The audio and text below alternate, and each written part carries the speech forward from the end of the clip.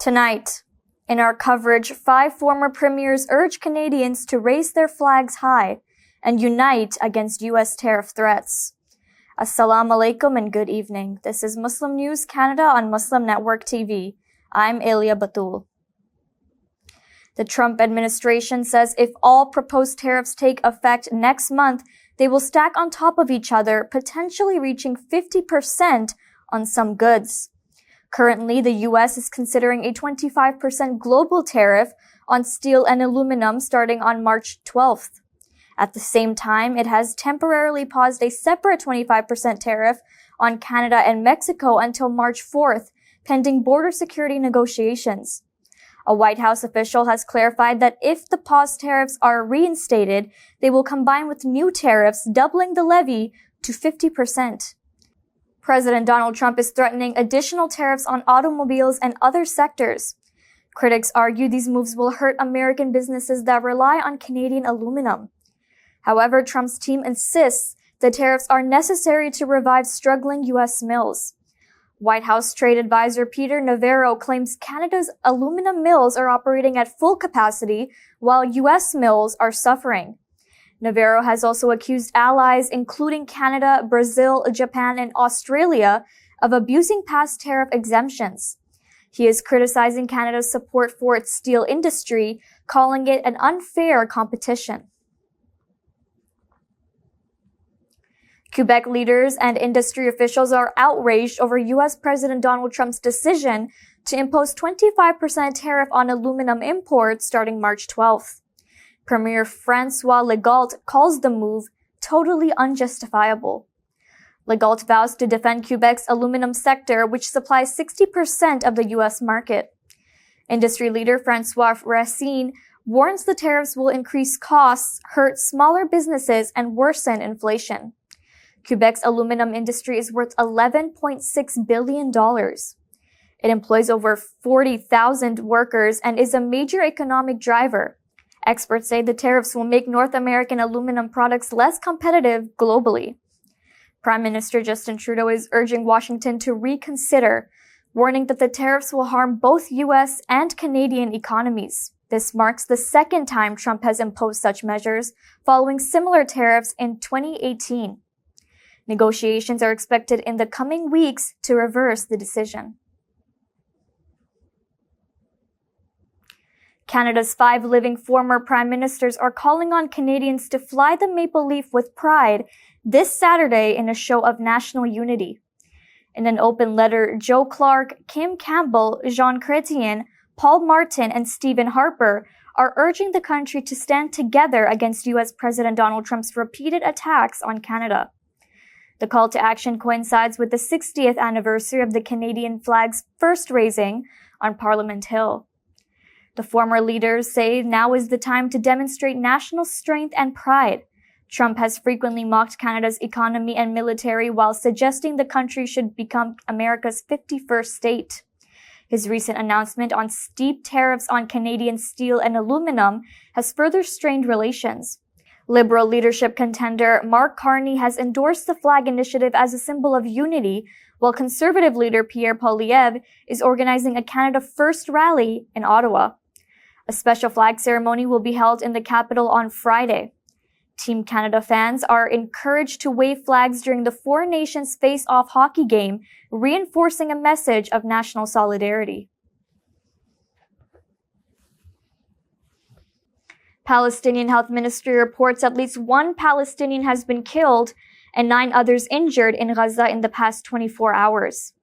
2 more bodies have been pulled from the rubble. Israel is threatening to resume attacks on Gaza if Hamas does not release Israeli prisoners by Saturday. Hamas accuses Israel of violating the ceasefire and has refused to participate in the next prisoner swap. On the ground, tensions are high. Reports highlight Israeli violations, including military incursions, airstrikes, and restrictions on humanitarian aid. Turkish media reports Israel has committed 269 breaches of the agreement. Israeli forces have crossed withdrawal lines in Rafah, conducting 29 incursions and targeted residential areas. Delays in prisoner releases and reports of abuse have also surfaced. Humanitarian aid remains restricted. Israel has blocked fuel imports, withheld essential supplies, and placed conditions on Turkish aid deliveries. In the occupied West Bank, Israeli forces have intensified military operations. Residents in the Nur Shams refugee camp have been ordered to evacuate. Over 38,000 Palestinians have been displaced in recent attacks. Meanwhile, Israeli settlers continue to perform religious rituals at Al-Aqsa Mosque, defying long-standing agreements. A group of Israeli settlers have again performed Talmudic rituals at Jerusalem's Al-Aqsa Mosque compound. The Palestinian Foreign Ministry has urged the United Nations to intervene. The death toll from Israel's war on Gaza has been updated to 61,709. More than 111,000 have been injured.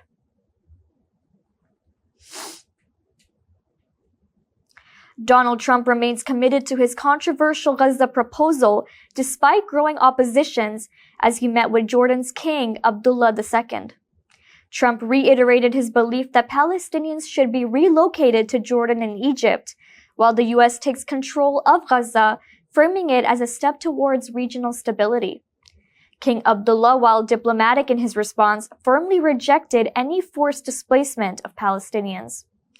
Following the meeting, he has reaffirmed Jordan's unwavering stance against the removal of Palestinians from Gaza and the West Bank. Trump also reinforced his warning that Israel will resume bombing Gaza if Hamas does not release all Israeli captives by Saturday. While Trump did not repeat his earlier threats to cut U.S. aid to Jordan and Egypt, he made clear his expectation of cooperation. Critics argue that Trump's vision for a redeveloped Gaza, complete with hotels and Riviera atmosphere, disregards Palestinian rights and historical claim to their land.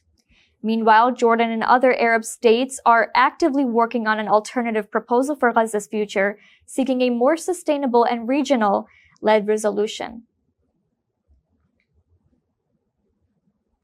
The Federal Bureau of Investigation has uncovered thousands of new records related to the assassination of former U.S. President John F. Kennedy. The agency says about 2,400 previously unrecognized files have been found during recent searches. These files will be transferred to the National Archives for declassification. The discovery follows an executive order by President Donald Trump. The circumstances surrounding Kennedy's killing in Dallas in 1963 have long fueled conspiracy theories. A 2023 poll found that 65% of Americans doubt the official conclusion that Lee Harvey Oswald was acting alone while assassinating the former president. With this latest batch of documents set for release, historians and the public hope to gain further insight into one of the most controversial assassinations in U.S. history. North Korea has warned of retaliation after a U.S. nuclear-powered submarine, USS Alexandria, has docked in Busan, South Korea. Pyongyang's defense ministry calls the move a dangerous hostile military act and is accusing the U.S. of escalating tensions. North Korea's state media says the submarine's presence shows the U.S.'s hysteria for confrontation. The ministry vows to punish the provokers if necessary. The USS Alexandria is armed with Tomahawk missiles. It has arrived on shore for supplies and crew rest. South Korea's defense ministry says the visit would strengthen joint military coordination with the U.S. North Korea has long denounced U.S.-South Korea military drills as invasion rehearsals. Pyongyang insists Washington's actions threaten regional stability. South Korea has not commented on the latest warning. King Charles has welcomed the signing of the historic reconciliation accords between Muslim and Jewish communities in London, United Kingdom. The accords mark a significant step towards stronger interfaith ties. Following the signing, the king met with faith leaders in Buckingham Palace, reaffirming his support for the initiative. Led by Chief Imam Dr. Syed Razawi, the accords aim to build trust and foster collaboration between the two communities. At the palace, King Charles hosted Chief Rabbi Sir Ephraim Mirvis, Chief Imam Dr. Razawi, Senior Imam Qari Asim, and Rabbi Josh Levi. He praised their efforts towards unity and called the initiative marvelous. Sir Ephraim Mirvis describes the Accords as the only way forward. Dr. Rezawi says it is the responsibility of faith leaders to promote dialogue and reconciliation. The agreement follows last month's discussion at Drumlunring Castle, where leaders from 11 Jewish and Muslim denominations gathered. Representatives from the UK and Scottish governments, along with the European Commission, attended as observers.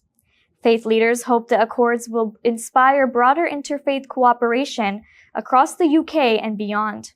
King Charles' involvement signals royal backing for reconciliation efforts at a crucial time. And now, as we head towards the blessed month of Ramadan 2025, we are introducing a new segment to keep you updated on the events happening in your city, called Ramadan Events Save the State. The Muslim Womenpreneurs Network is presenting Ramadan Expo 2025 with a difference. This year, the expo shines a spotlight on the enduring beauty and spirit of Palestinian culture, a beacon of resilience and hope in challenging times. The first event was held in Montreal on Saturday and Sunday, February 8th and 9th. The second event will be held in Mississauga on Saturday, Sunday, and Monday, February 15th to 17th. Come and discover premium kufiyas, hand-painted ceramics, and stunning traditional thobes. Watch an exclusive performance of Dabki artists, explore a vibrant bazaar with over 300 vendors, international halal food court, kids activities, VR space, and business workshops. Visit ramadanexpo.co for tickets and details. That's all from our Toronto studios. Thank you for watching Muslim News Canada. We are a community channel dedicated to bringing you stories you can trust. Please like, share, and subscribe to our content. You can also comment to let us know what you think of our coverage. You can donate now by visiting muslimnetwork.tv/donate. For more content, keep watching Muslim Network TV.